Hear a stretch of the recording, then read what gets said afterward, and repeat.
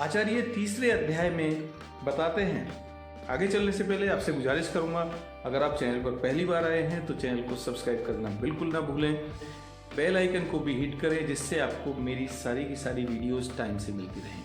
आचार्य ने विशेष रूप से मनुष्य के आचार अर्थात चरित्र के संबंध में कुछ बातें कही हैं। उन्होंने माना है कि अच्छे से अच्छे कुल में कहीं ना कहीं किसी प्रकार का दोष मिल ही जाता है, और संसार में ऐसा कौन सा पुरुष है जो कभी रोगों का शिकार ना हुआ हो। सभी में कोई ना कोई वैषण भी होता है। इस संसार में लगातार किसको सुख प्राप्त होता है, अर्थात कोई सदा सुखी नहीं रह सकता, कभी ना कभी वह कष्टों में पड़ता ही है। सुख दुख का संबंध दिन रात की तरह है। महान व्यक्तियों और धर्मात्माओं को अनेक कष्ट उठाने पड़ते हैं, ऐसा संसार का नियम है। चाणक्य का मानना है कि मनुष्य के आचार व्यवहार से, बोलचाल से, दूसरों के प्रति मान सम्मान से उसके कुल की विशिष्टता का ज्ञान होता है। आचार्य का मानना है कि पुत्री का विवाह अच्छे आचरणशील परिवार में करना चाहिए और पुत्रों को ऐसे प्रेरणा देनी चाहिए कि वे उच्च शिक्षा प्राप्त करें। शिक्षा ही जीने की कला सिखाती है। शत्रु को वैष्णव में फंसाने की बात करते हुए आचार्य संकेत करते हैं कि शत्रु का नाश बौद्धिक चातुर्य के साथ किया जाना चाहिए, इसलिए सावधान रहें और लाभ उठाएं। चाणक्य ने शिक्षा और बुद्धिमत्ता पर सब कार्यों की अपेक्षा अधिक जोर दिया है।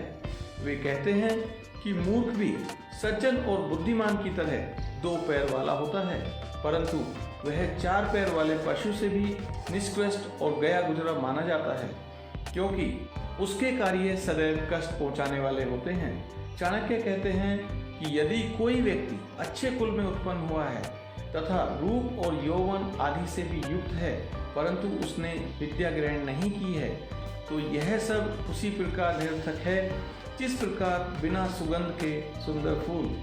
उनका मानना है कि किसी का सम्मान उसके गुणों के कारण होता है, न कि रूप और यौवन के कारण।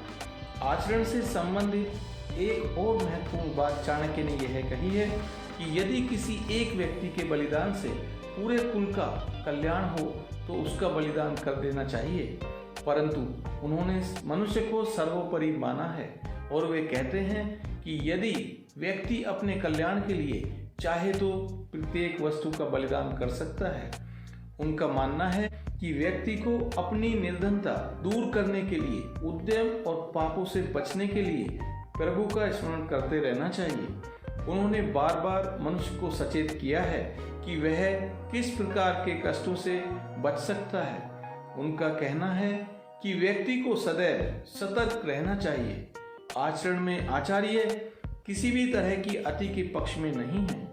आचार्य के अनुसार मधुर भाषण करने वाला व्यक्ति समूचे संसार को अपना बना सकता है। अनेक कुपुत्र होने के बजाय एक सुपुत्र होना कहीं अच्छा है। चाणक्य ने बाल मनोविज्ञान पर भी प्रकाश डाला है। उनका कहना है कि 5 वर्ष तक की आयु के बच्चे से लाड़ दुलार करना चाहिए। इसके बाद की आयु में अनुशासित करने के लिए डांट फटकार ताड़ना करने की आवश्यकता है तो वह भी करनी चाहिए, परंतु जब बच्चा 16 वर्ष की आयु तक पहुंचता है तब उसे मित्र के समान समझकर व्यवहार करना चाहिए। श्लोक में पुत्र शब्द का प्रयोग संतान के अर्थ में किया गया है। बेटियों के संदर्भ में भी यही नियम लागू होता है। आचार्य ने बार बार मनुष्य को यह बताने समझाने का प्रयत्न किया है कि वह मानव शरीर अत्यंत मूल्यवान होता है।